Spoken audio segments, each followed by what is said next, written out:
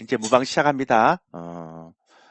어, 저기, 오늘 일정은요, 8시 40분에서 11시 40분, 11시 40분에서 1시 10분, 그리고 1시 10분에서 3시 30분까지 진행이 됩니다. 그래서 이렇게 우리가 들어가시면 될 것 같고요. 제가 그 하기 전에 제가 몇 가지만 좀 말씀드릴게요. 어제 이제 낸시 펠로시 하원 의장이 대만을 방문했잖아요. 그거와 관련해서 또 얘기도 좀 많이 하고, 얘기를 좀 많이 해야 될 겁니다. 그래서 어제 이제 전일 새벽에 해외 증시 쪽부터 먼저 챙기면, 나스닥은 그것 때문에 이제 몰라도 0.16 정도 하락을 했고요. 근데 이게 중요합니다. 우리 야간 선물은 상승을 했습니다. 그러니까 이렇게 오전에 이렇게 하락을 했다가 오후에 땡겼어요. 그래서 오늘 어떻게 될지 모르겠지만 어쨌든 간에 그래서 제도 그렇고 오늘도 그렇고 낸시 펠로시 하원 의장이 그러니까 대만을 방문한 것들에 대해서 시장은 그렇게 민감하게 반응을 하고 있지 않는 것 같아요. 예, 그 부분이 가장 중요한 것 같고요. 그 다음에 어제 좀 특이한 거는 어, 뭐 테슬라, AMD 이런 거 다 올라갔는데 기술주 중에서요 우버가 18.90% 올라갔어요. 어제 실적 발표했거든. 좀 이따 제가 말씀드릴게요. 요거는. 그리고 그러니까 우버가 좀 많이 올라갔습니다. 이게 뜬금포인데 뜬금포 아닙니다. 그 좀 말씀드리겠고요. 그 다음에 어제 많이 올라갔던 종목들은 여러분들이 잘 모르는 종목들이 많죠? 뭐 이게 좀 화제에 있는 종목들은 별로 없습니다. 예. 에너지 관련 종목도 없고. 그 다음에 유가는 음, 최근에 이제 100불 밑으로 좀 떨어졌죠. 요거는. 저건 제가 나중에 또 말씀드릴게요. 요거는. 이건 지금 이게 지금 다룰 게 아니기 때문에. 그 다음에 달러 인덱스가 106 정도입니다. 그래서 어제 외국인들이 우리 시장에서 굉장히 특이한 케이스가 하나 있었는데 삼성전자를 300만 줄 샀어요. 혹시 아시죠? 어제? 그래서 300, 그러니까 제가 지금 얘기하는 건 뭐냐면 그거하고 관련해서 어떤 분들이 뭐 대만 TSMC가 만약에 안 좋으면 삼성전자가 상대적인 어떤 그 수혜를 입을 수 있을 거 아니냐. 그래서 상대적으로 삼성전자가 많이 올라가지 않느냐. 이런 얘기를 하시는데 저는 그거 아니라고 보거든요. 그러니까 그게 아니라 저는 상대적으로 달러가 이제 약세로 좀 전환될 수 있다. 이런 쪽에 제 입장이기 때문에요. 그렇기 때문에 그 달러가 약세로 만약에 전환되게 되면 한국 시장에 대한 선호도가 좀 커지게 되고, 그 다음에 한국 시장에 대한 선호도가 커지게 되면 아무래도 한국의 대표적인 기업들이 올라오겠죠. 왜냐하면 역실적 장세니까 그거 나중에 좀 설명드릴게요. 그 다음에 어제 그 연준 의원들이 매파적인 발언을 굉장히 세게 했어요. 이것도 제가 나중에 말씀드리겠지만 지금 2년물 국채금리가 3% 다시 올라왔고요. 10년물도 2.7입니다. 그러니까 두 가지는 역전됐고요. 그 다음에 10년물하고 3개월물도 지금 계속 지금 차이가 줄어들고 있습니다. 이 얘기는 뭐냐면, 이 얘기를 이제 우리가 보통 이제 우리가 딱 이해를 하면 어떤 흐름이 되는가 하면 내년에 경기 침체 온다는 얘기예요. 그 얘기도 제가 좀 이따 말씀드릴게요. 그러니까 전 내년에 경기 침체 온다라는 거를 기정사실 해놓고 이런 때 말씀드리는 거예요. 그 이유에 대해서는 여러 가지 있겠지만, 근데 이제 경기 침체가 오는 거하고 주가하고는 또 다른 형태의 흐름이니까, 어, 그런 형태의 흐름들로 볼 수 있고요. 그러니까 전체적으로 보면, 어, 경기 침체는 내년에 와요. 근데 주가가 경기 침체에 대한 부분을 선반영했는지 안 했는지 그거는 이제 우리가 알 수 없는 거잖아요. 그죠? 그런 것들은 뭐 그렇다고 해서 막 V자 반등으로 막 3천선 가고 이런 시장은 이제 끝난 것 같고요. 제가 봐도. 그런 굉장히 어려운 시장이 오겠죠. 똑같은 형태니까. 그렇게 가고요. 음, 똑같은 형태니까요. 그리고 그 어제 보면 어, 이게 2년물이 5.29까지 올라갔어요. 그 10년물은 생각보다 이게 2년물, 10년물인데 3개월물은 생각보다 안 올라가죠. 근데 이제 이 2년물하고 10년물이 꽤 많이 올라갔어요. 미국의 국채금리를 보면. 그러니까 굉장히 매파적인 굉장히 매파적인 입장을 많이 취하고 있다는 거예요. 굉장히 센 거죠, 이거는. 아까도 말씀드렸던 것처럼. 그리고 어, 신용장고가요. 이게 11조인데 이걸 안 했구나. 계속 올라오고 있어요. 그러니까 보시면 7월 8일부터 시작해서요. 8월 2일까지 딱 이틀 제외하고 개인들 신용장고 계속 올라오고 있습니다. 나중에 이거 하나 문제 될 것 같다는 생각합니다. 그러니까 지금은 당장 아닌데 나중에 이거 문제가 될 것 같아요. 제가 볼 때는. 그러니까 이 나중에 이 부분들에 대한 것들이 우리가 분명히 생각을 해볼 필요가 있다라고 얘기를 하는 거거든요. 그래서 어쨌든 간에 이런 부분들이 굉장히 크다라고 생각하고 있고요. 이 부분들에 대한 것들이 굉장히 좀 우리가 좀 느낌을 가지고 가야 되는 형태의 흐름입니다. 그래서 전체적으로 신용장고 추이는 18조인데 제가 옛날에도 14조에서 15조까지 올라갈 수 있다라고 말씀드렸고요. 똑같은 형태고. 그 다음에 최근에 이제 파생은 굉장히 약하죠. 그러니까 예전 같으면 한 3만 계약, 한 2만 계약 정도 플러스가 났을 텐데 7천 계약밖에 플러스가 안 나 있어요, 지금. 그것도 319선에. 그러니까 올렸다 빼고 그러니까 이게 외국인들도 파생해서 배팅을 잘 안 해요. 그러니까 파생을 막 이렇게 어느 특정 방향으로 막 잡고 가야 되는데 그게 잘 없어요, 외국인들도. 이게 이제 예전하고 좀 다른 형태죠. 그러니까 이 상승이면 상승, 하락이면 하락 이렇게 이제 파생을 어느 한 방향으로 이렇게 배팅을 해야 되는데 그게 잘 없어요, 지금.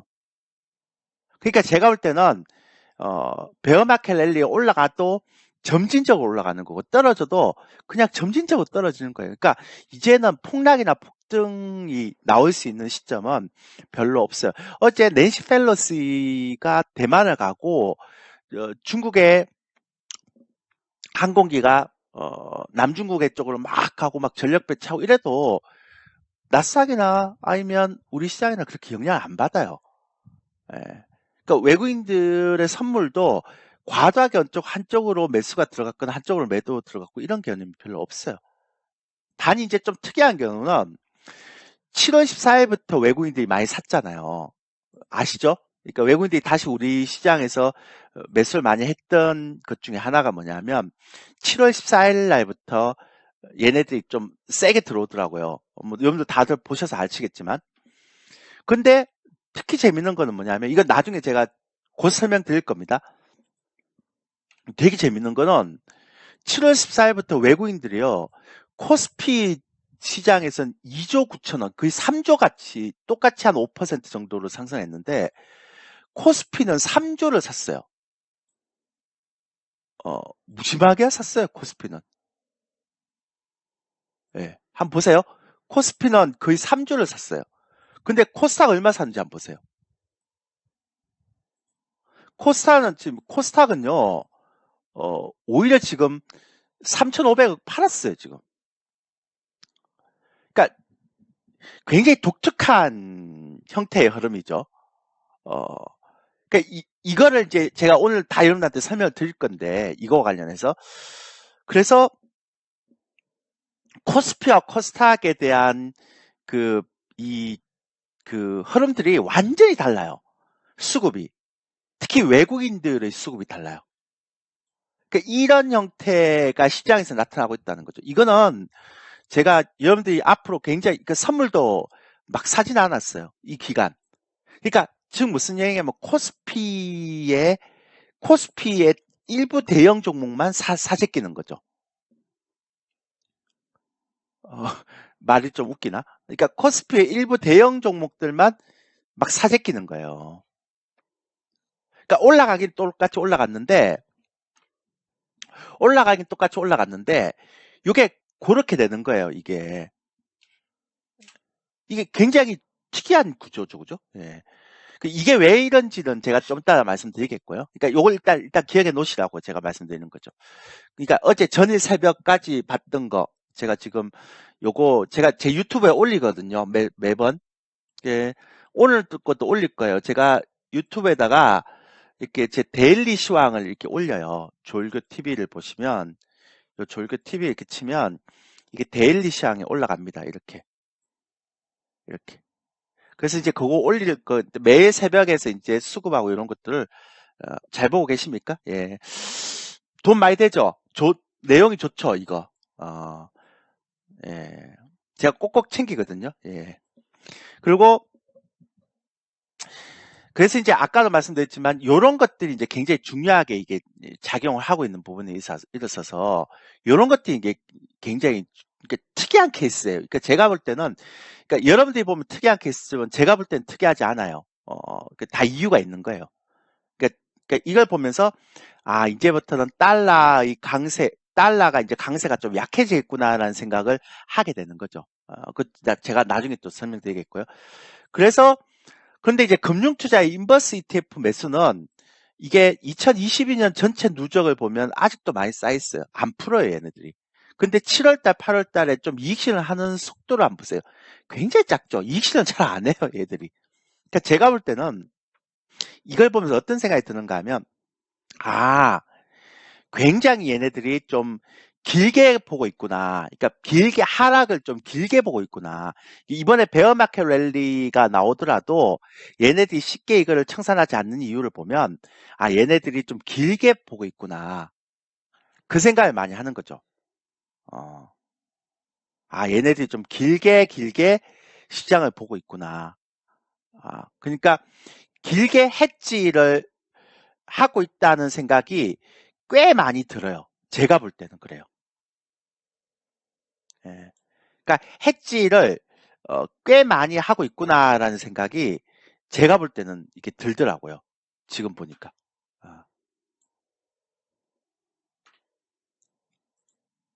예. 그러니까 아까도 말씀드렸던 것처럼 전반적인 형태의 흐름을 보면 좀 뭐라 그럴까요?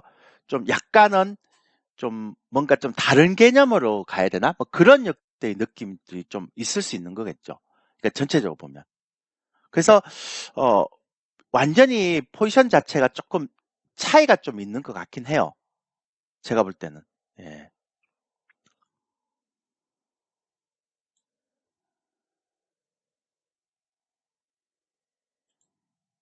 그래서 이런 부분들이 굉장히 큰 형태이기 때문에 모르겠어요. 저는 아까도 말씀드렸지만요. 지금 시장에서 나타나고 있는 그 흐름들이나 분위기가 그러니까 우리가 보는 개념하고는 약간 좀 다른 개념들의 흐름들이 나오는 형태의 흐름들을 볼 수 있는 거죠. 그죠? 그런 것들이 이제 가장 중요한 형태라고 보시면 되고요. 그 다음에 뭐 삼성전자 얘기는 나중에 할게요. 근데 이게 제가 중요한 게 아니고요. 이거보다 훨씬 더 중요한 게 하나가 제가 있어서 그걸 좀 말씀을 드리려고 지금 설명을 좀 드리겠습니다. 예. 그게 뭐냐면 이게 되게 재밌고 특이한 케이스인데 제가 이거 최근에 경제 지표를 다 분석을 했거든요. 나오는 거. 이게 앞으로 제가 시장이 어떻게 될 것이다라고 얘기를 이렇게 여러분한테 얘기를 드리기 전에 이게 이제 굉장히 중요한 이슈이기 때문에 제가 이 얘기를 먼저 드리는 거예요. 그러니까 이게 이제 굉장히 앞으로 중요한 이슈구나라는 것들을 얘기 드리기 위해서 이 얘기를 드리려고 하는 거죠. 즉 뭔 얘기인가 하면 주택 지표는 다 나왔고요. 어제 저녁에 나왔던 게 뭐냐면 두 가지가 나왔는데요. 어, 그러니까 ISM 제조업 신규 주문이 나왔어요. 근데 그게 48 나왔어요. 그러니까 지금 여러분들 보시면 어떠세요? 굉장히 계속 안 좋죠, 제조업이. 그리고 그 구매자 관리 신규 주문도 안 좋고요. 구매자 관리 지수도 보면 58.3, 57.1, 55.9까지 내려왔잖아요. 그러니까 이 두 가지를 보면 확실히 제조업이 안 좋다는 건 우리가 충분히 알 수도 있어요. 이거는 뭐 얘기할 것도 없어요. 안 좋아요. 예. 그러니까 안 좋다는 건 분명한 것 같아요. 그죠? 그러니까 안 좋은 거 맞죠? 어, 그러니까 아까도 말씀드렸지만 안 좋기 때문에 이 제조업 쪽은 이제 우리가 기대할 게 없다는 거예요. 근데 더 중요한 게 있어요. 제가 최근에 기업들에 대한 실적 발표를 다 제가 체크를 하고 있거든요. 그러니까 미국의 2분기 실적 발표를. 근데 금융주도 그랬고요. 그 IT주도 그랬고 제가 이 시황에서 다 올려놨습니다. 이 시황에서 어, 저 여러분한테 시황으로 다 올려놨기 때문에 여러분들 따로 얘기할 건 없고요. 그래서 보시면 돼요. 시황 관련해서는. 근데 제가 왜 이 얘기를 하는가 하면 제가 이 미국의 그 2분기 실적을 보면서 굉장히 특이한 걸 하나 봤어요. 제가. 그 뭐냐면 지금 이게 금융주고요. IT주, 빅테크 기업들 제가 웬만한 건 다 했어요. 그래서 예상치 하고 다 이렇게 넣어놨고 다 제가 이거를 확인을 했어요. 여러분들한테. 보시면 아시겠지만. 그러니까 확실히 차이가 있죠. 빅테크 기업도 그렇고 확실히 차이가 있어요. 예, 근데 제가 여기서 더 중요한 건 뭐냐면 한번 보세요. 여러분들 되게 중요한 건데 어제 AMD까지 이제 발표를 했고요. 나머지 이제 가외에 있는 종목들은 제가 좀 버렸어요. 그러니까 의미가 없을 것 같아서 그냥 따로 있게 제가 설정을 해놨거든요. 근데 금융주도 그렇고요. 어떤 기업들 테슬라나 넷플릭스 이런 것도 보면 그렇고 주당 순이익이 예상치보다 좋지 그렇게 좋지 않아요. 그러니까 안 좋아요. 그러니까 안 좋아요, 확실히. 안 좋은데 예상치보다 좋은 거지 안 좋아요. 대표님 뭐가 안 좋습니까? 진짜 안 좋아요. 근데 주가가 다 올라갔어요. 이게 뭔 얘기인가 하면 예상치를 굉장히 많이 밑으로 잡아놔서 이렇다는 거예요. 제가 보기에는 그래요.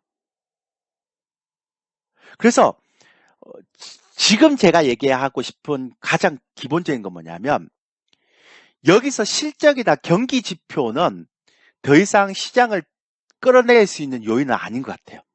그러니까 올해 시장이 떨어지면서 경기나 실적에 대한 부분들은 주가에 충분히 선반영된 것 같아요. 제가 볼 때는 그래요.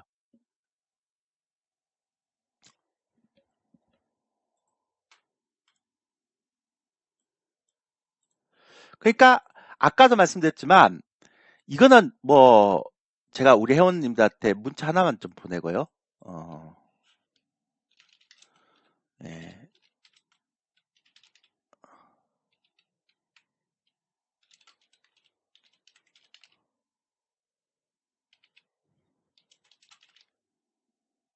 잠깐만요.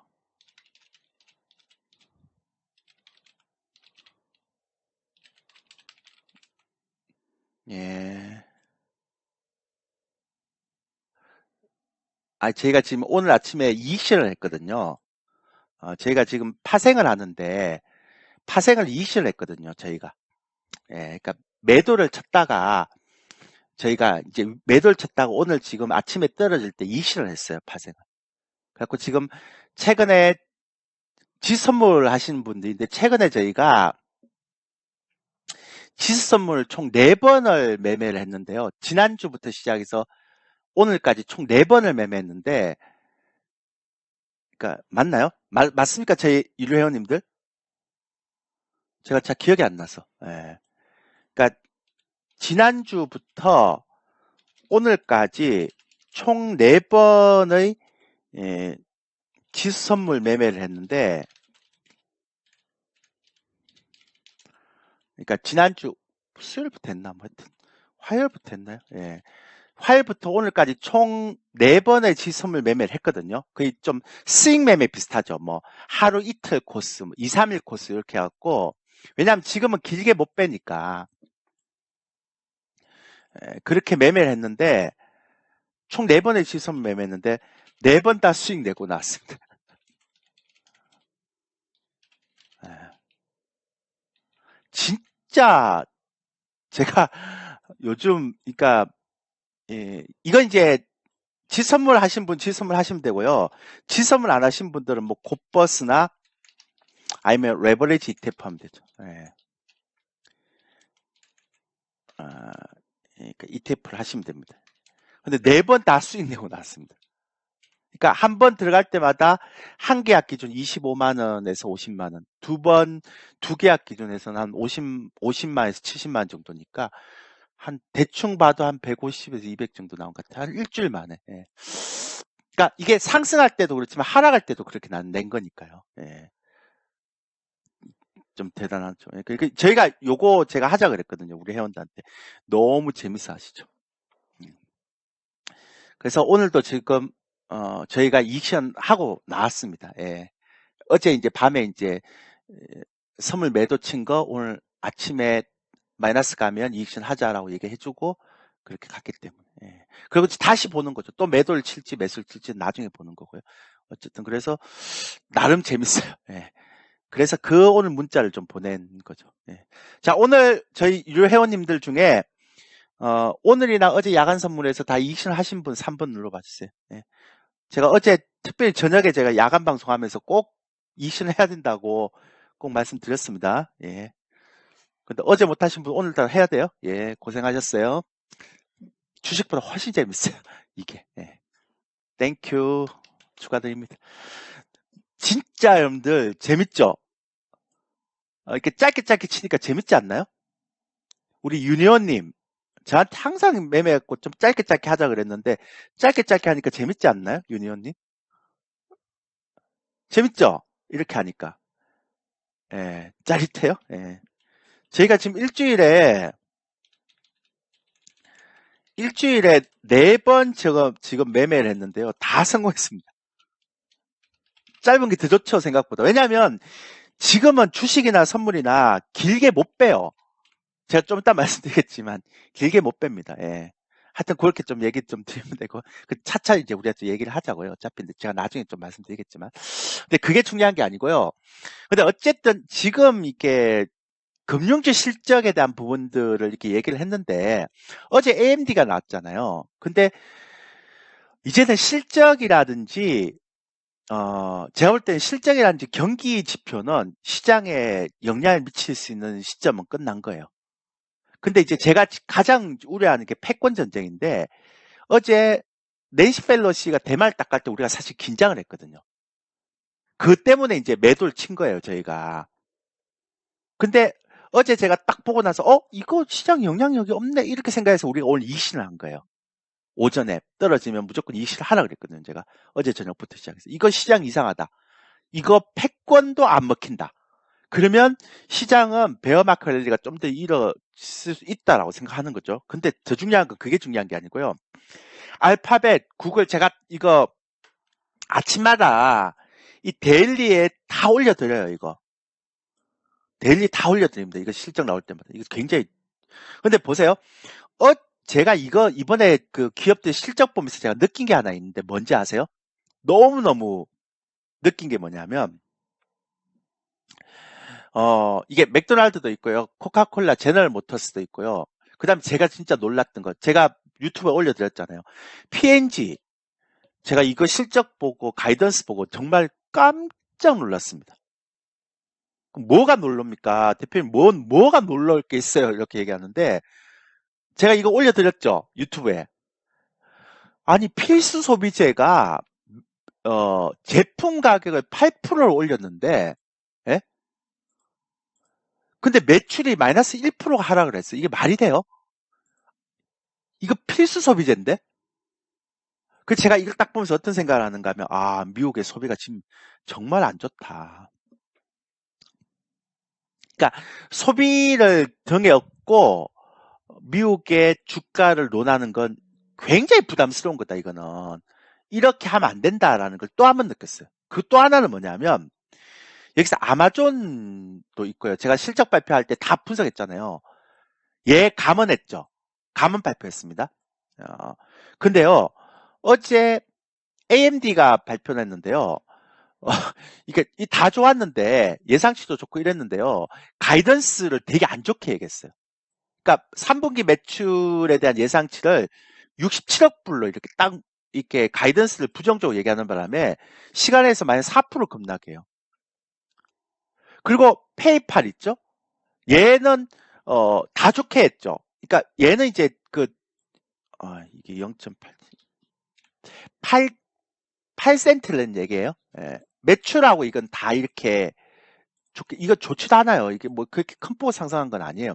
근데 얘들이 얘기한 것 중에서 보면 뭐가 좋은가 하면 150억 불 정도의 자사주 매입 프로그램을 이렇게 발표하고 그 다음에 얘들 감원하고 사무실 폐쇄해서 코스트를 9억 감소시킨다고.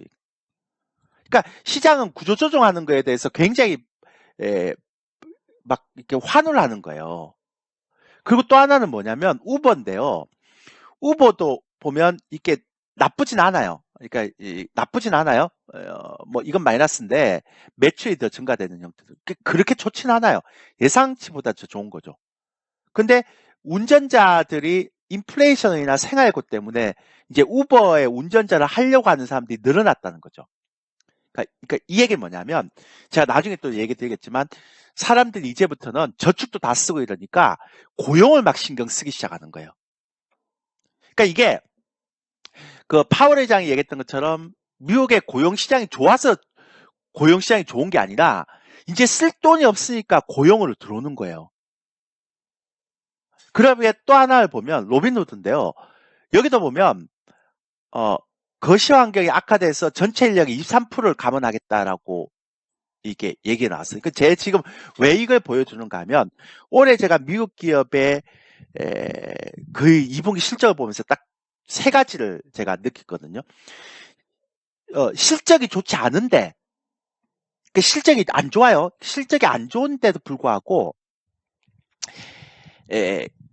이 주가가 안 빠져요. 그러니까 이 얘기는 뭐냐면 전부 다 이제 실적 대비해서 과하게 빠진 상태죠. 그러니까 3분기까지는 실적 이슈 때문에 이제는 죽는 건 없다는 생각이 들어요, 저는. 개인적으로 제 예상이 맞다면. 근데 가이던스가 되게 안 좋아요. 그러니까 앞으로는 기업들의 가이던스가 안 좋다는 건 3분기, 4분기 실적이 좋아질 건 없다는 얘기잖아요. 그 다음 마지막으로 소비도 안 좋고요. 그 다음에 중요한 건 기업들이 전부 다 고용을 줄여요. 그러니까 이 컨퍼런스 할 때 그 얘기를 했었던 거예요. 그러면 악재는 어느 정도 반영돼서 이제 추가적으로 하락할 룸은 별로 없지만 상승하기 위해서는 소비도 좋아져야 되고요. 그 다음에 뭐 감원 같은 것도 없어져야 되고 이래야 되는데 그런 게 전혀 없어요, 지금. 결국 막힌다는 거죠. 박스권으로. 굉장히 특이한 케이스죠.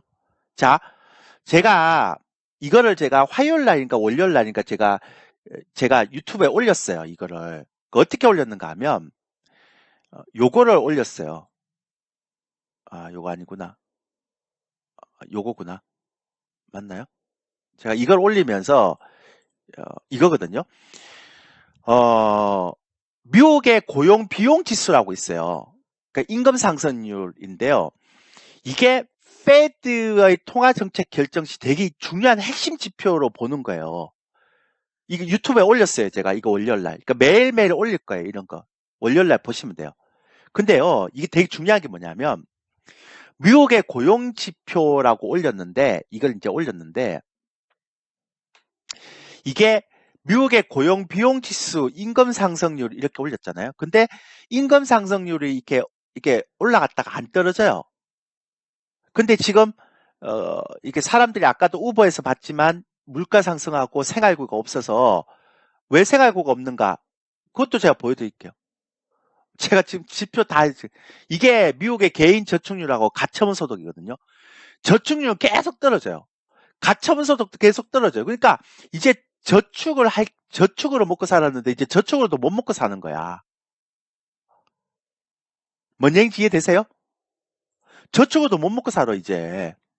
그러니까 이제 아까 우버의 실적 발표에서 나왔듯이 사람들이 이제는 인플레이션이나 생활고로 우버의 운전자를 막 하려고 막 들어오는 거예요. 그러니까 고용이 계속 증가될 수 있는 거죠. 파월이 이걸 보고 고용시장이 안정적이라고 그러는데 이거 고용시장 안정적인 거 아니에요.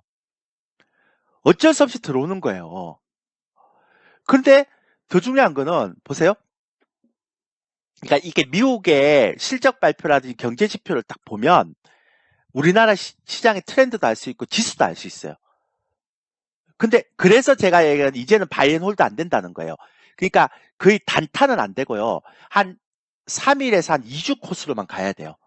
그러니까 치고받고 하는 그런 매매 아니면 이제는 제가 어제 이걸 제가 보여드리면서 어떤 얘기를 했는가 하면 이게 미국의 고용 비용 지수가 임금 상승률, 그러니까 임금 상승률이 안 꺾이잖아요. 근데 미국의 고용 지수는 보면 보세요. 고용 비용 지수라는 게 뭐냐면 미국의 한 사람을 고용했을 때 임금만 주는 게 아니잖아요. 그러니까 퇴직연금도 올라가야 되죠. 우리나라 얘기하면 뭐 4대 보험 같은 거. 그다음에 뭐 저기 교통비도 줘야 되고 식사비도 줘야 될 거 아니에요. 그러니까 부대 비용이라고 얘기하면 돼요. 고용 비용 지수. 그게 지금 계속 올라오고 있어요. 그러니까 임금 상승률이 올라가고 부대 비용이 올라가는데 경기는 안 좋고 그리고 감원해야 돼. 그러면 기업들이 이런 상태에서 선택할 수 있는 방법은 뭐밖에 없을까요? 한번 생각해 보세요. 뭐밖에 없을까요? 아니, 뭐밖에 없냐고요. 이거 한번 생각해 보세요. 뭐밖에 없냐고요. 뻔하잖아요. 뭐밖에 없나요? 아니, 아니, 저렇게 부대 비용이 올라가면 기업들은 감원을 하잖아. 그리고 고용 비용 지수가 상승하게 되면 뭘 밖에 없어요. 왜?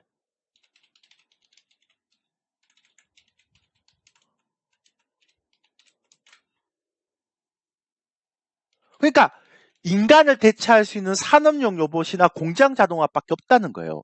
근데 이거를 정말 신기한 거는요. 이 얘기가 요게 딱 발표됐잖아요. 월요일날. 월요일날 딱 나오고 나서 월요일날 새벽에 나오고 나서 그날 삼성전자에서 발표를 해버린 거예요. 그러니까 로봇 관련 주가 다 땡겨버리는 거죠. 제 말 이해되세요, 지금? 그러니까 여러분들이 저 경제 지표 너무 힘들다라고 얘기하는 부분들에 대한 것들을 그렇게 생각할 필요가 없다고요. 이제 왜냐하면 앞으로는요. 미국의 경제 지표나 실적이나 이런 것들을 분석해서 국내 시장에 반영을 해야 된단 말이죠. 그러니까 이게 분석이 안 되면 국내 시장에 반응이 안 돼요. 그 반응을 이렇게 하더라도 오래 못 가져가요. 그냥 짧게 보유하고 가는 거예요. 절대 오래 못 가져가요.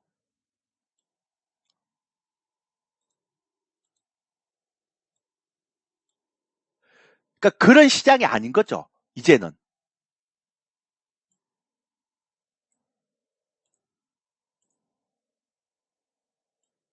그러니까 개념 자체가 완전히 달라진 거예요. 이 개념이. 그래서 제 결론은 뭐냐면 제가 이번에 경제 지표나 이거 다 제가 지금 체크 다 하고 있잖아요. 주택시장 지표부터 경제 지표 다 제가 지금 보고 있거든요. 그리고 기업의 실적도 다 보고 있고 다 체크를 해놨어요. 지금. 매일매일 체크해서 제가 유튜브에 올리기 때문에. 근데 결론은 뭐냐면 이 장은 이제부터 당분간은 하락도 상승도 아닌 그냥 박스 건장에 묶인다. 이렇게 되고요. 그 다음에 이게 지수 선물이나 주식이나 이제부터는 길게 가져가면 안 되죠. 절대 안 된다. 이게 당분간은 또 어떤 변수가 생길지 모르겠지만 변수가 생기기 전까지는 길게 보유하면 먹었던 거 다 토해내는 장이 될 수도 있는 거죠. 그 다음에 중요한 건 이제는 낙폭과대주 순환매 장세가 올 거다.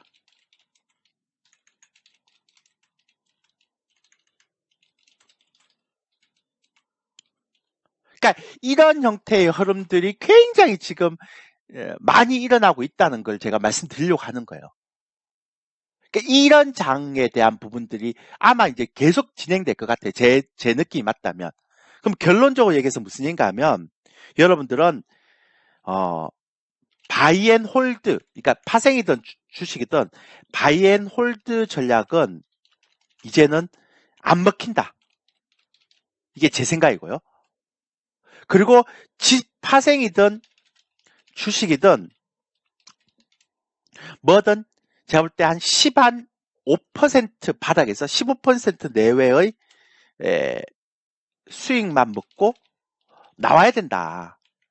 그 손실이 나도 수익. 그러니까 결국은 타이밍 매매를 해야 된다. 저는 원래 타이밍 매매하는 사람이 아니거든요. 저는 선물 같은 경우도 길게 가져가지 이렇게 짧게 하는 게 아니거든요. 근데 지금 보세요. 제가 우리 파생하면서 지난주 제가 수요일부터 시작해서 이번 주 지금 오늘까지요. 그러니까 한 일주일 정도밖에 안 됐거든요. 일주일 동안 제가 파생 매매를 총 4번을 했다니까요. 물론 100% 수익이죠.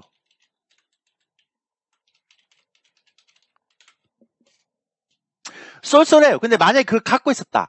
그러면 만약에 지난주 수요일부터 시작해서 제가 그냥 그대로 갖고 있었다. 그러면 수익도 손실도 안 나는 그 중간값에 있었을 거란 말이에요. 그렇지 않나요? 우리 유료회원님들? 제가 만약에 그냥 갖고 있었으면 수익도 손실도 별로 없는 그런 형태로 가지 않았을까 싶어요. 그러니까 이게 뭐든 간에 그렇다고 저는 단타는 안 칩니다. 단타는 안 칩니다. 그러니까 단타와 타이밍 매매 차이가 뭐냐면 이게 이런 거예요. 제가 이번에 상품을 만든 건데 예를 들면 이런 거죠. 단타는 그날 사서 그날 끊어버리잖아요. 저희는 그렇게 안 해요. 그러니까 어떻게 하는가 하면 예를 들어서 이제 이런 구조로 가는 거죠. 많이 우리가 생각했던 형태는 지금의 형태에서는 예전하고는 좀 다릅니다. 그래서 어떤 구조로 가는가 하면 제가 생각할 때 단타는 매일 그날 매매를 하는 거잖아요. 근데 이런 건 저는 안 먹힌다고 생각해요. 당연히 안 먹히죠. 그 제가 맨날 그러죠. 분봉 나부랭이가 보고 뭘 안다고. 그 분봉 나부랭이 보고 뭘 안다고 이런 얘기를 많이 하는데 그렇게 안 하고요. 저희는 그러니까 이 방식이 어떤 방식인가 하면 예를 들어서 내가 만약에 매수를 딱 하잖아요. 그러면 우리가 예전에 바이앤홀드의 방식은 어떤 방식인가 하면 저도 바이앤홀드를 전문을 하기 때문에 정말 많이 했죠. 근데 이게 상승 박스권 장세에서는 바이앤홀드를 무조건 가야 돼요. 뭐 방법이 없어요. 근데 지금은 하락 박스권 장세 베어마켓 랠리잖아요. 이 베어마켓 랠리는 절대로 그렇게 가면 안 돼요. 그러니까 그 뭐냐면 바이앤홀드 장세에서는 어떻게 가는가 하면 손실은 짧게 가야 되고요. 그 다음에 수익은 길게 가야 됩니다. 이게 원래 기본이에요. 이게 주식의 기본이거든요. 근데 지금 바이앤홀드 장세가 아니에요. 그럼 바이앤홀드 장세가 아닐 때는 어떻게 해야 되느냐? 똑같은 타이밍에 그러니까 똑같은 타이밍에 들어가야 돼요. 진입을 해야 됩니다. 파생은 더 쉽고요. 제가 뭐 30년 이상 했기 때문에 파생은 제가 웬만해서는 손실 잘 안 납니다. 리스크 관리하고 우리 유료회원님들도 보시면 아시겠지만 그러니까 여러분들 파생하신 분들은 좀 그러니까 2주 체험 프로를 많이 가입하시면 좋겠고요. 뭐 주식하신 분도 마찬가지. 근데 이제 어떻게 하는가 하면 그러니까 손실과 수익을 같게 잡아야 돼요. 그러니까 즉 어떤 얘기인가 하면 내가 매수한 시점에 매수한 시점에요. 매수 단가 대비해서 13에서 15% 수익이 나면 자동적으로 실현해야 돼요. 이걸 이제 지금은 조금 더 이 정도가 될 것 같고요. 그 다음에 손절 구간도요.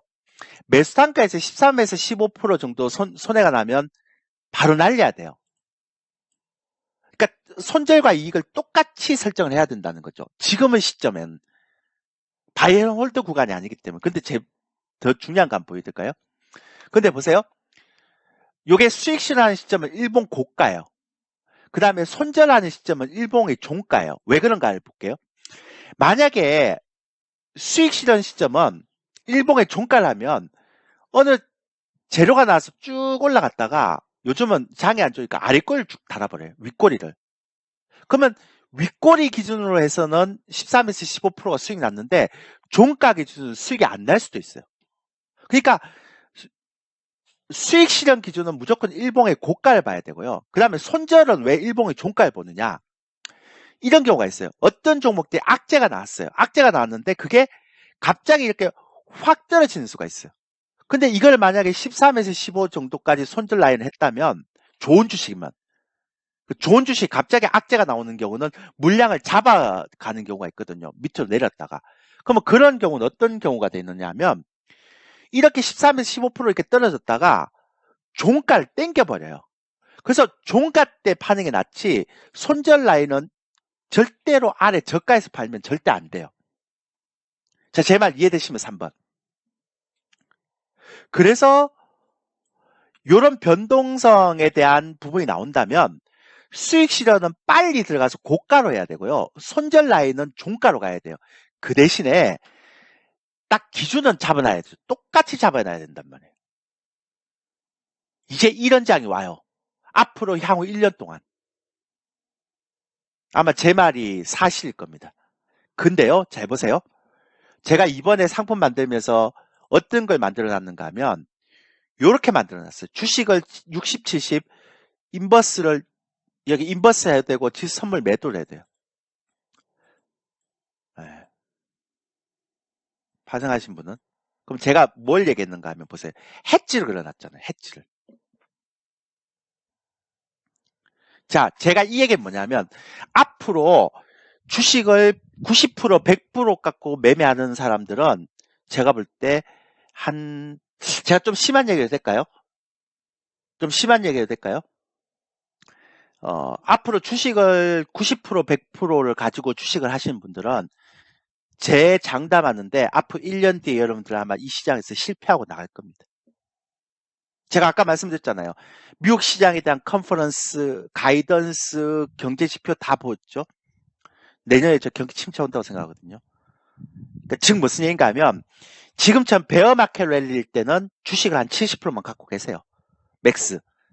그리고 나중에 다시 이게 떨어질 때는 해지를 반드시 해야 됩니다. 3, 40%를. 그러면 항상 해지를 합니까? No. 항상 해지 안 합니다. 지금 개인들이 항상 해지해갖고 지금 이렇게 물린 거잖아요. 왜 인버스트엑스 왜 맨날 갖고 있어요? 지금처럼 베어마켓 올라갈 때는 이거 안 갖고 있어도 돼요. 70%만 갖고 있어도 돼요. 구간마다 요걸 넣으면 되니까. 그래서 저희는 항상 30에서 40%는 어떤 돌발적인 상황에서 해치를 걸 수 있게끔 이걸 가져놔요. 100% 가져놔요. 이거는. 그리고 나머지 70% 정도까지는 이매매를 해요. 그래서 제가 이걸 만들었어요. 오늘 8월 달에 런칭을 시켰어요. 8월 22일 날 런칭을 해요. 이 장이라고 생각했죠. 그래서 제가 우리 기존 회원님들한테 얘기했어요. 이게 체험 기간이 8월 8일에서 8월 20일 딱 2주만 준다. 원래 한 달에 55만 원인데 4주 50만 원. 그러니까 딱 2주 한 번만 준다. 이거 15만 원짜리로. 그리고 이 매매 방법이 어떤 매매 방법인지를 여러분들이 한번 경험을 해보란 말이에요. 2주 동안에. 그리고 나서 이 매매가 지금 이런 형태에서 이런 매매가 괜찮다라고 생각하시면 이 매매로 돌아서세요.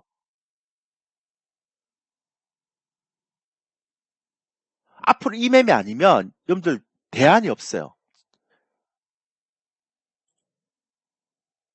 그러니까 2주 동안에 그 어떻게 진행되는 아니요, 안 돼요.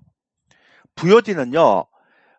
2주 동안 다 체험하고 나서 1개월 이제 연장 가입하신 분들에 한해서만, 그러니까 최소한 2주 동안 다 체험하고 나서 그 1개월 연장 갈지 하루라도 연장 갈지를 하고 나면 그다음 부여를 줍니다. 저희가 정규 방송을 2주 체험 방송으로 다 편입시켰어요. 예. 쿠폰 없어요, 이제는. 아니, 쿠폰 없다 그랬어요, 저는. 쿠폰 그런 거 필요 없다. 제가 우리, 그냥 있는 그대로 다 말씀드릴게요. 어, 제가요, 음, 그냥 제 모토가 이거예요. 이제 앞으로는 수익 내서 가입하자. 연장을 찾아 이거예요. 만약에 주식만 있으면 힘들어요. 근데 제가 이번에 이걸 넣어놨잖아요. 아까 제가 말씀드렸잖아요. 파생을 저희가 지선물을 했는데 4번 연속 수익이에요. 지금 다. 이번 주 일주일 동안. 그럼 여기서 벌써 200만 원 정도 나온 분도 있고 150만 원 나온 분도 있고 100만 원 나온 분도 일주일 만에. 그러면 1개월에 55만 원 쿠폰 안 줘도요. 다 제값할 수 있어요. 그러니까 제가 아까 그래서 1개월 하지 말라는 거죠. 그러니까 1개월은 55만 원인데 1개월 하지 말라는 거죠. 1개월 하지 말고 그냥 2주 체험 8월 8일부터 하는데 2주 체험부터 먼저 하라는 거예요. 2주 체험부터 먼저 하시고 오라는 거죠. 그러니까 1개월 하지 말고 뭘 1개월 해요? 2주만 딱 해보면 되지. 좋으면 1개월 하세요. 근데 저희가 이번에 바꾼 게 있어요. 그러니까 저희는 이게 단타를 안 하거든요. 이제 8월 8일부터 어떻게 가는가 하면 시스템을 좀 바꿨어요. 이게 이제 교육 상품은 환불이 안 돼요. 근데 이건 환불이 되는 상품이에요. 그래서 사람들이 어떻게 하는가 하면 가입을 하고 나서 종목만 빼고 탁 나가는 경우가 있어요. 그걸 저희가 원천적으로 다 막으려고.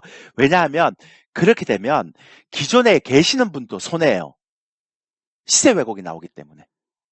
그래서 저희는 기존에 계시는 분들의 이익을 최대한 보장하고 그리고 그렇게 그러니까 우리 소위 메뚜기라 그러거든요. 이 방에 가서 종목만 뽑아서 또 저 방에 환불하고 저 방에 가서 종목 빼고 환불하고 이런 걸 원천적으로 막기 위해서 제가 시스템을 마련했어요. 이렇게. 저희는요. 기존에 저희 유료 회원 보유 종목들은 라이브 방송을 통해서 안 보여줍니다. 그러니까 여러분들이 문자로 제가 관리를 하면서 문자로만 딱딱 보내드려요. 그러니까 이번 주에 내가 매수할 종목도 얘기 안 합니다. 사전에. 그러니까 딱 문자로 들어갈 거예요. 그러니까 문자는 제가 몇 번씩 보여주는데 우리는 단타를 안 하기 때문에 문자 보내드리면 그날 혹은 그 다음날 사면 돼요. 여유롭게. 그런데 제가 다 설정하죠. 그 매수 문자가 들어가서 그러니까 매수 가격이 오지도 않았는데 문자 보내주지도 않고요. 딱 매수 가격이 들어와야 문자 보내줍니다. 이익 실현 손절 가격은 다 문자로만 전송이 됩니다. 그 다음에 내가 선물은 당연히 문자.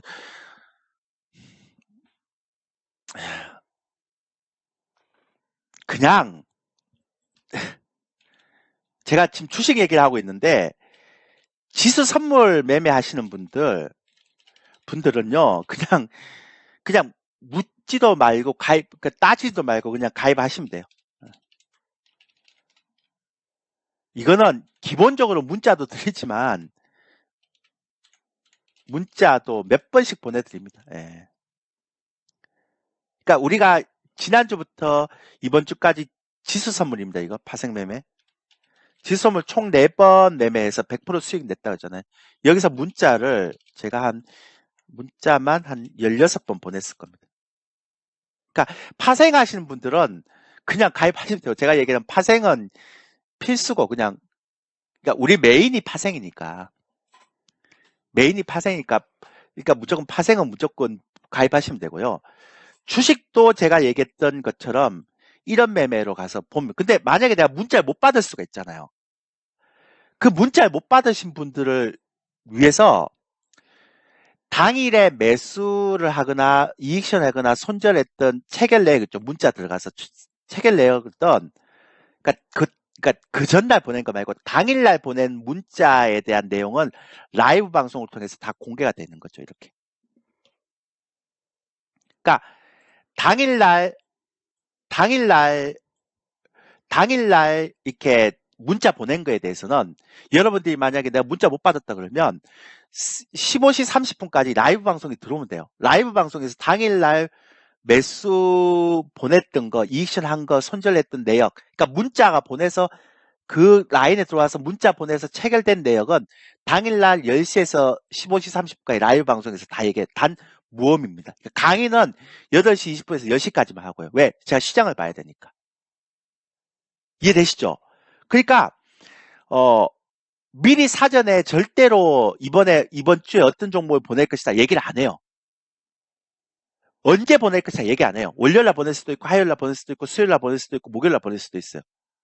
그러니까 메뚜기 회원들 방지하기 위해서. 저 그런 거 되게 싫어요. 어, 제가 주식을 굉장히 오래 하고 파생만 34년 했는데 그렇게 그렇게 들어와서 종목 빼내고 가고 이런 사람들 수익 나는 제가 꼴을 못 봤어요. 저를 욕해도 돼요. 사실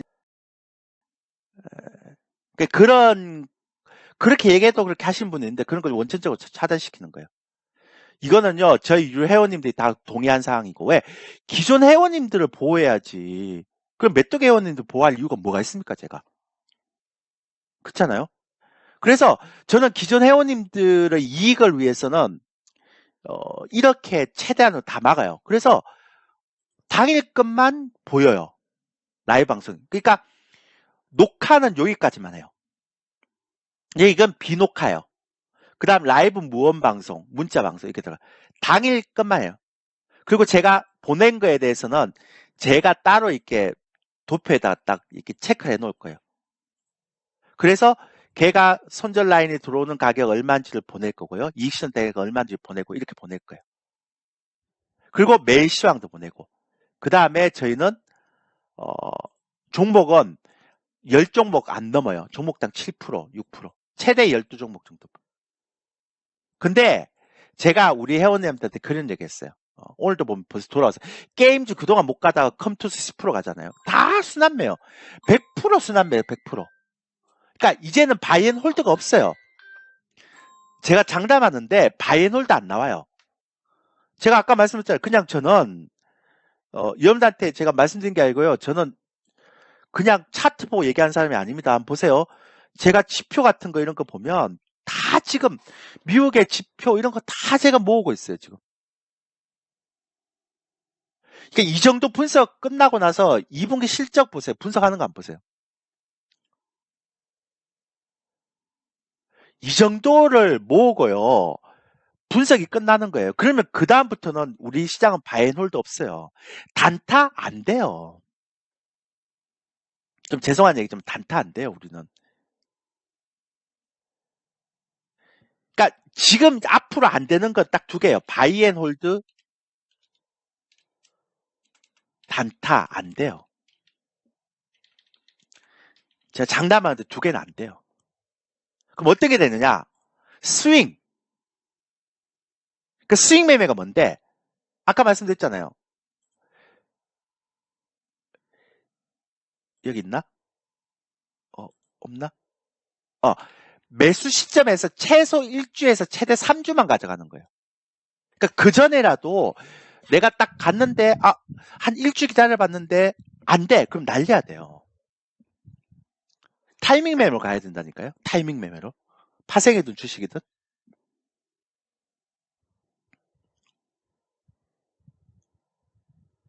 그리고 왜 이게 가능한가? 앞으로는 순환매 장세거든요.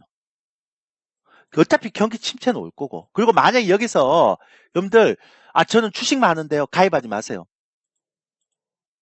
앞으로 주식만 하는 그러면 주식 수익 못 내요. 아무리 수익 매매를 하든 단타를 하든. 이 장에서 무슨 주식만 수익.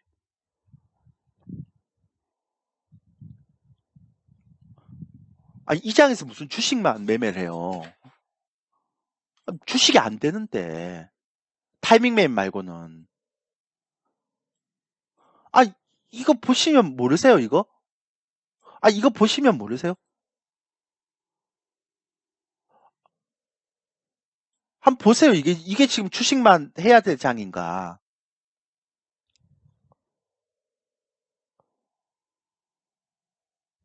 아니에요. 그 장 이제 끝났어요. 제가 단언하건데 주식만 하는 장은 끝났어요. 예. 그 차라리 그러면, 그럼 전 주식만 하시는데, 주식만 하는 사람이고, 좀 길게 보는 사람인데 어떻게 해야 됩니까? 쉬세요. 제가 말씀드렸잖아요. 저는 앞으로 트레이딩 시대가 온 거지, 단타 하지 마세요. 안 됩니다. 제가 말씀드렸지만 이 장 아닙니다. 바이앤홀드 이 장 아니라니까요.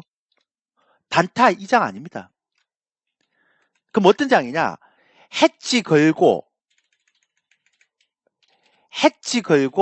그러니까 구간마다, 그것도 맨날 그런 게 아니고, 구간마다 해지 걸고, 그러니까 시장이 안 좋을 때는 그냥 주식 비중을 줄이고, 곧버스를 사버리고요. 지금처럼 베어마켓에서는 그런 거 하면 안 되죠. 그러니까 구간마다 해지 걸고,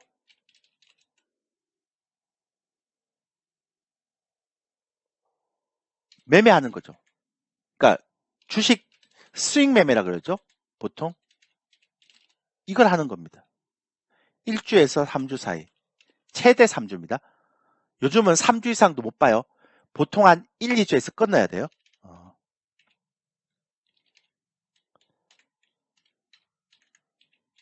이런 매매 안 하면 답이 없어요, 지금. 제가 더 중요한 거 얘기 드릴까요? 근데 제가 아까 이 얘기 드렸죠. 왜 이런 수급이 나왔겠냐고. 왜 이런 수급이 나왔냐고 제가 한번 물어봤죠. 왜 이런 수급이 나왔을까요? 왜 외국인들이 거래소의 대형주만 3조를 사고 코스닥은 왜 3,500을 팔았을까요? 왜 그럴까요? 첫 번째는 그래서 그렇습니다. 자, 역실적 장세는 뭐냐? 실적이 중요하지 않아요. 금리가 상승하는 장세라서 그래.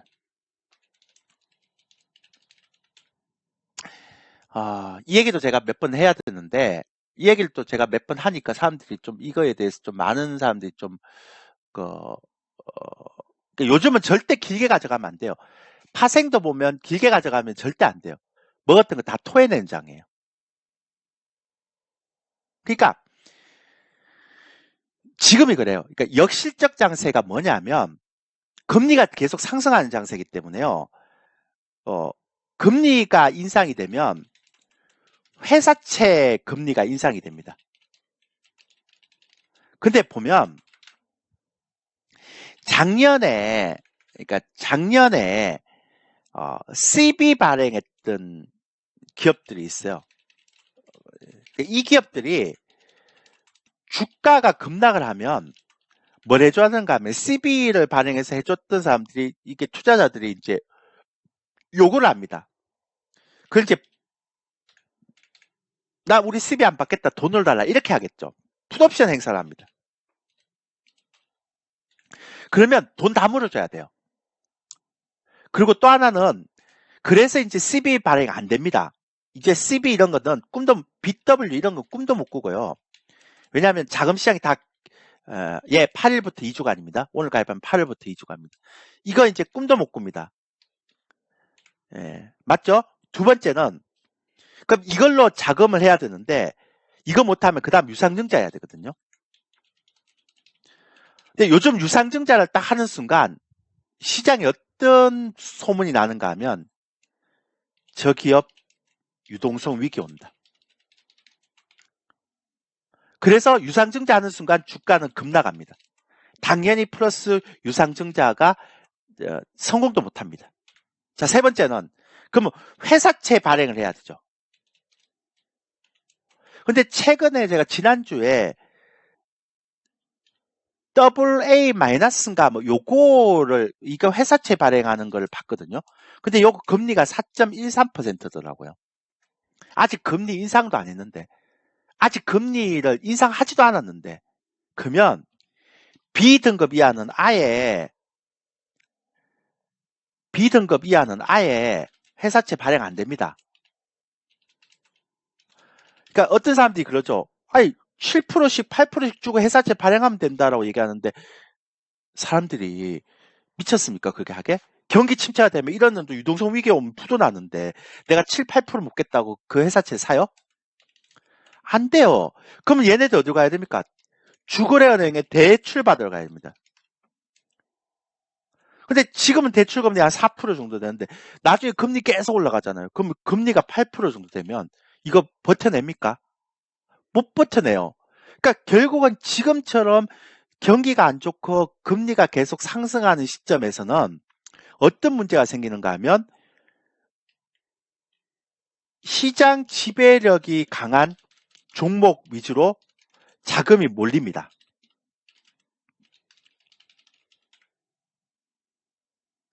그러면 개별주나 아니면 재무가 안 좋거나 아니면 지배력이 약한 기업들은 꽝입니다. 꽝.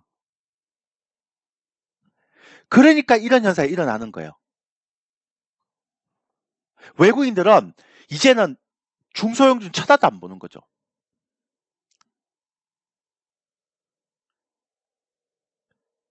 여기에다가 시가총 대형주 중에서 시장 지배력이 뛰어난 종목들. 왜냐하면 지금 경기 침체가 굉장히 안 좋아지면 나중에 후발업체들 다 죽으면 선도업체들 다 살아나면 얘가 승자 독식을 하기 때문에. 그렇게 해서 시가총액 대형주 중에 시장 지배력이 뛰어난 종목 사는 거예요. 길게 보고. 그 다음에 나중에 달러가 약세로 들어가면 환에서도 이익을 내잖아요. 근데 코스닥은 그런 게 하나도 없어요. 2차전지 소재 빼놓고는. 이런 걸 보면서 어떻게 느껴야 하는 거야? 아, 역실적 장세가 이제 오는구나 이렇게 생각하는 거죠. 근데 여기서 여러분들이 과연 바앤홀드를 하겠다고요? 단타를 하겠다고? 개별주 단타 매매를? 택도 없는 소리 하죠. 그러다가 금리 조금 더 올라가잖아요? 그러면 다 부도나요. 자, 더 중요한 거 제가 한 얘기 드릴게요. 저는 이런 거 처음 봤어요. 이것도 제가 제 지표 보여드릴게요. 처음 봤어요. 제가 30년 동안의 데이터를 다 지금 모집 갖고 있거든요. 다우 이렇게 S&P 다 갖고 있거든요. 근데 지금 실업률이 역대 최저치로 떨어졌죠. 아까 제가 이 실업률 떨어지는 게 좋은 게 아니라 그랬죠. 우버 실적 발표 나오면 인플레이션하고 생활고 때문에 우버 운전자 하려고 막 나오는 사람들이 굉장히 크다 그랬잖아요. 근데 더 웃기는 건 역대로 실질금리, 이게 실질금리가 뭐냐면 미국의 그러니까 시장금리입니다. 그러니까 시장금리도 있고 실질금리도 있죠. 그러니까 정책금리는 그러니까 페드가 이제 올리는 금리. 지금 2점 몇인가 뭐 그럴 거예요. 그 시장금리는 뭐냐면 그러니까 미국의 10년물 금리죠. 그 다음에 이 실질금리가 뭐냐면 인플레이션에다가 이게 시장금리를 뺀 거예요. 자 보세요. 정책금리는 지금 2%대죠. 뭐 연내까지 3%대까지 올리겠다 그랬죠. 이건 전혀 상관없죠. 시장금리하고 따로 올리기 때문에. 자, 미국의 10년물 금리가 시장금리라고 그랬는데 미국의 10년물 금리가 어떻습니까? 아까 경제지표 보면. 어때요? 미국의 10년물 금리? 2.74죠? 자, 2.74입니다. 어제 기준에 2.74 정도 됩니다. 자, 인플레이션 9%죠. 그 시장금리가 2.74죠. 그러면 이게 어떻게 됩니까? 마이너스? 최소한 5%에서 6% 나오죠.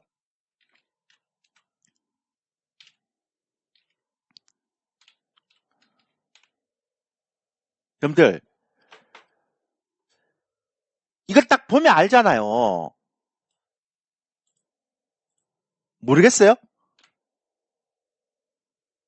페드가 금리를 못 올려요? 정책 금리는 못 올리겠지. 시장 금리는 계속 올라갈 수밖에 없어요. 이 갭을 메꿔야 되는데 물가가 떨어지겠냐고요. 암만 많이 떨어져도. 그러면 시장금리는 계속 상승합니다. 이걸 갭을 메꿔야 되니까.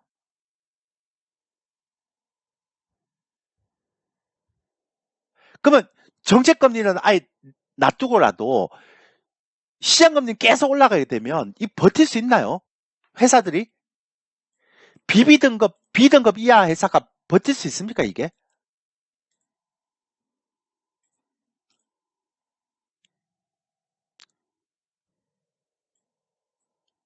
안 되죠, 이거는.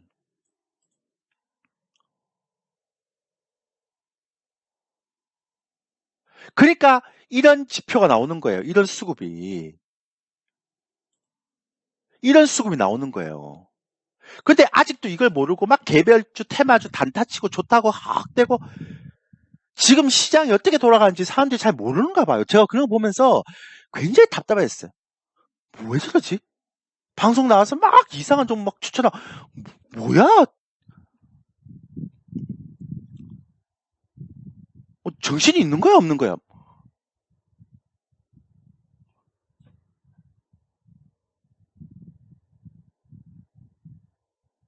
내년에 진짜 한번 뜨거운 맛을 봐야 정신을 차리죠.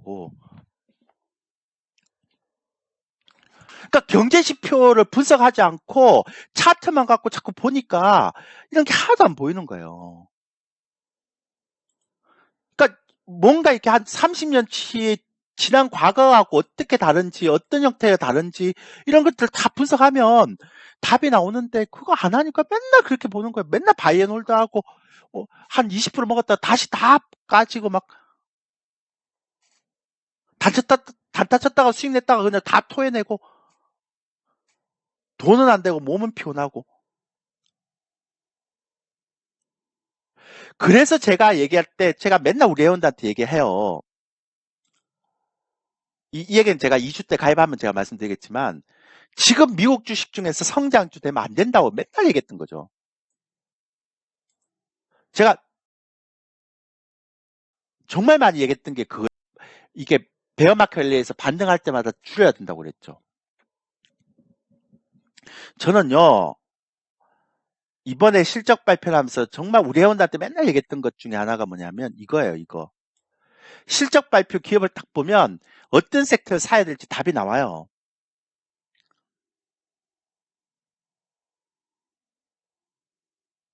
분석이 되잖아요. 이게 지금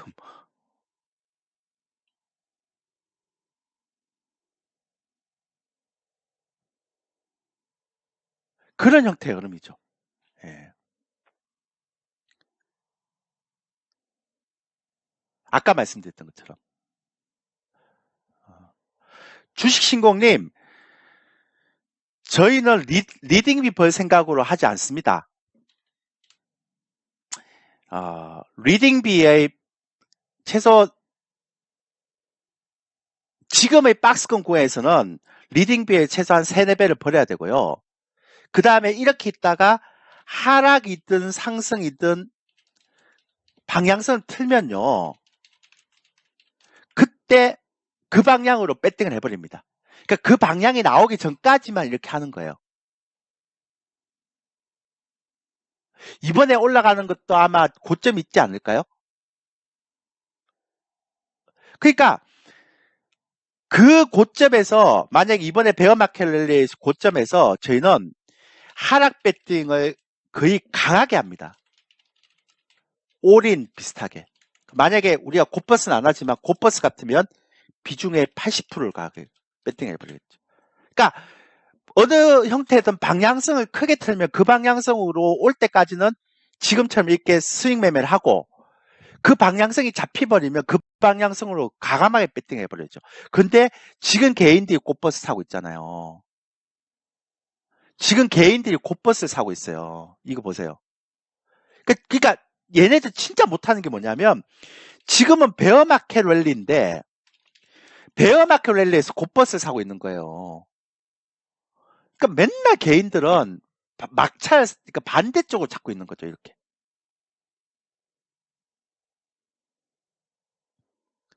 그리고 이런 흐름이 나오고 있는데도 불구하고 개별주 사고 있어요, 개별주.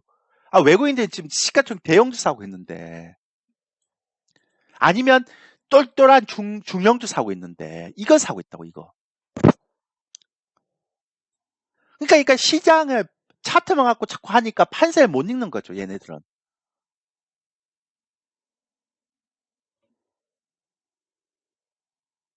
그러니까 지금 여러분들이 생각할 때 지금 무서운 시장이 오고 있는데, 정말 무서운 시장이 오고 있는데, 지금 저는 이게 제일 걱정스러운 게요. 진짜 이렇게 되면 정말 재무 안 좋은 종목도 그냥 푹푹 쓰러지거든요. 작은 경색 와서. 제가 보여드릴까요? 미국의 부동산 시장 지표. 이게 미국의 주택 지표인데요. 제가 지금 이거 매번 얘기 드렸는데,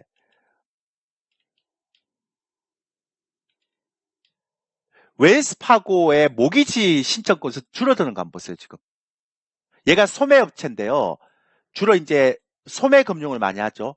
그러니까 골드만삭스나 이런 데는 IB를 하고 투자를 하고 웰스파고는 소매금융을 하는데 모기지 지금 줄어드는 거 보세요.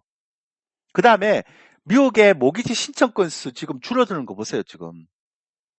이게 뭔 얘기인가 하면 지금 미국의 시장금리하고 실질금리하고 너무 차이가 나면 이게 어떤 형태든 간에 인플레이션 끊긴다 하더라도 시장금리가 그러니까 올라가 줘야 되거든요.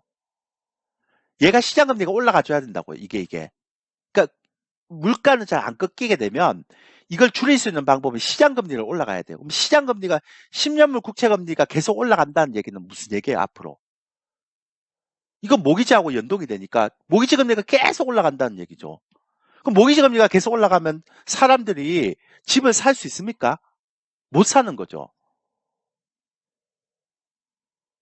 그럼 주택시장도 이제 완전히 거품이에요. 지금 제가 볼 때는 한국 시장도 영향을 받겠지만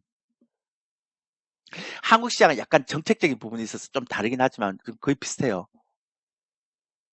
그러니까 이런 판세를 딱 안다면 가장 중요한 건 지금 어디가 문제가 되는가 하면 약한 고리가 문제. 지금 어제 보세요. 여러분들 지금 상황이 그런 상황이 아니라니까 지금 보세요. 제가 이거 보고 깜짝 놀랐다 그랬죠. 이거 미쳤다고 제가 말씀드렸잖아요. 이거 제가 그때 이거였나?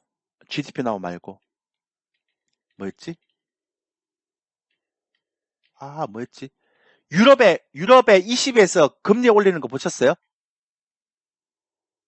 50bp 올리는 거 보셨어요, 제가?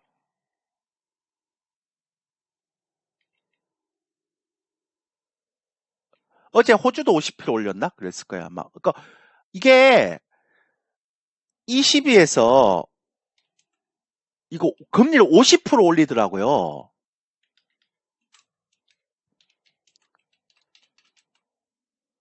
(50%를) 상승시키더라고요. 그러니까 20%가 아니고 50bp를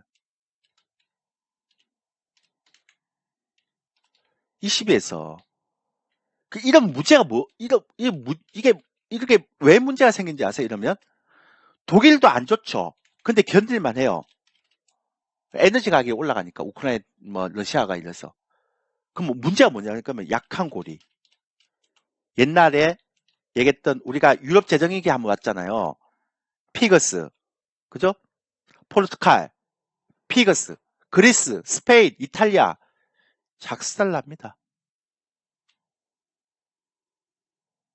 자, 금리 올라가면 회사채 발행이 안 되기 때문에 재무제표 안 좋은 회사 다 작살나죠. 유럽도 약한 고리들 다 작살나죠.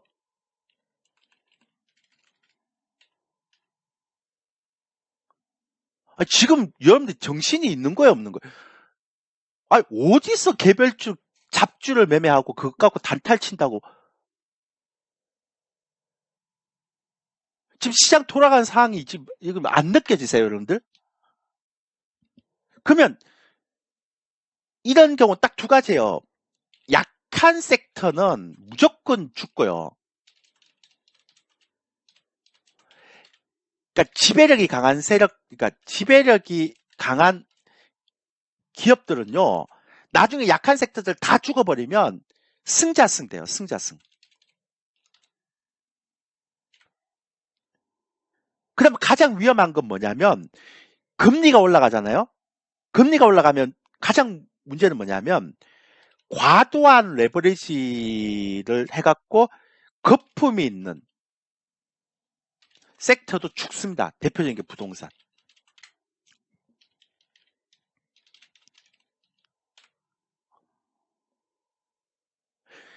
지배력이 강한 종목들을 외국인들이 길게 보고 사죠. 왜? 일타 양피거든.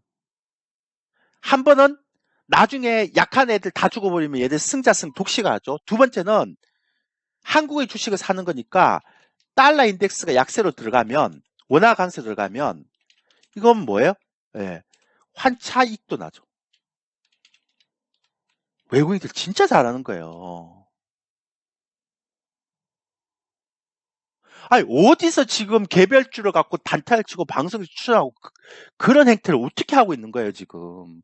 말 같은 일을 하고 있어야 내가 얘기를 안 하죠. 그러니까 그건 분석이 안 되니까 그런 거예요. 이렇게 분석을 하면 저는 이거 맨날 이렇게 보잖아요. 보면서 진짜 무시하다는 생각이 들어요 지금. 그래서 우리 회원들한테, 전 가입하는 회원들한테 무조건 얘기해요. 당분간은 곧버스를 하지만 반드시 파생 계좌를 만들어라. 그러니까 파생 계좌를 리스크 있게 하니까 여러분들이 위험한 거지. 파생 계좌를 리스크가 최소화시키게 할 수 있다. 무식한 애들이 파생을 한 번에 몰빵하고 그렇게 하는 거지. 우리는 그렇게 안 하거든요. 그거는 기본이 안 되는 애들이고 파생에 대한 예의가 아니잖아요.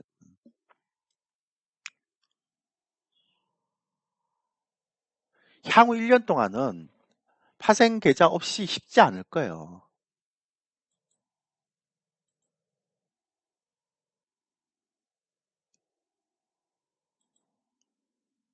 이해되세요?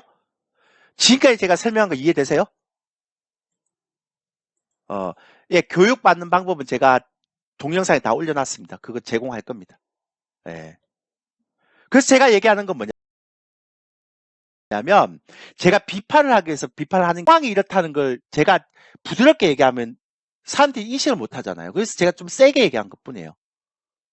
왜냐하면 여러분들의 돈은 이제는 어떤 시대인가 하면 각자 도생의 시대. 아무도 여러분들이 돈을